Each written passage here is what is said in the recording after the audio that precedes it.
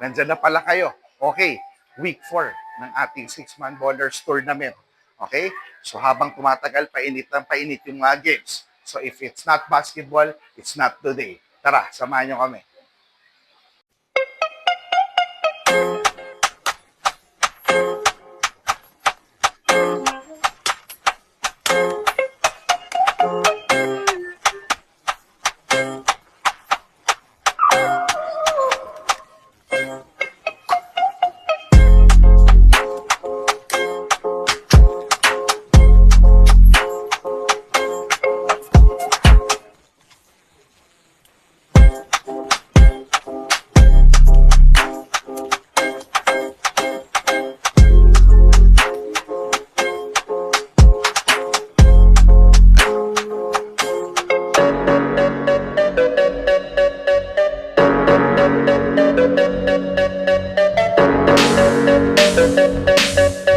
Boy, you can't just battle me.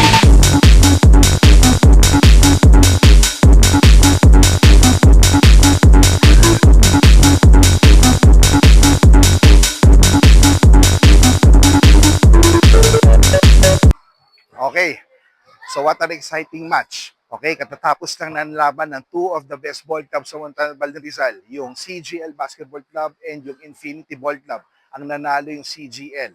Close match lang. Okay, so actually, ang maganda, they're building a rivalry, good rivalry naman dito sa 6-man bowlers tournament. Okay, so I hope makapanood pa tayo ng mga exciting matches nila sa mga susunod na games nila. So up next, 6-man bowlers, 16 under and IBA, backpick UPIS. So, panoorin natin.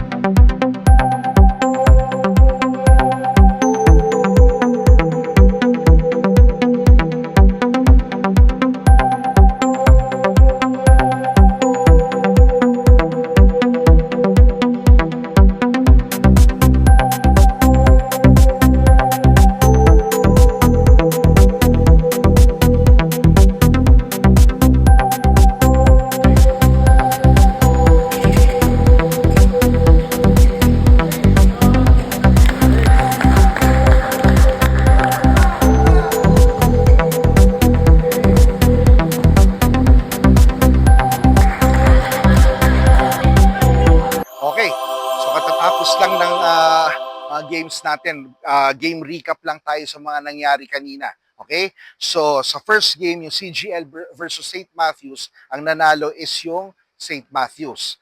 The next game is yung Infinity versus CGL na napakagandang laban. Medyo nabubuo na yung rivalry na itong dalawang teams na to. Okay, so we are hoping na and are excited sa mga susunod na games na itong Infinity and CGL. Pero kanina, a while ago, ang nanalo is yung CGL. Then, third game, backpick versus 6-man, 16 under. Ang winner is yung 6th man. And last game, jump shot versus IBA. Napakagandang laban din. Pero ang nanalo is yung IBA. Okay? So, abangan nyo ulit kami next week, yung week 5 natin dito sa 6-man bowlers tournament. Okay? More exciting games ang mangyayari dito next week. And gusto ko lang pasalamatan yung ating mga sponsor, Shelly's Fab Finds, RJMC Architects and Builders, Alaminos Milk Star, and Nike Park Access. Okay? So ulitin ulit. So, if it's not basketball, it's not today.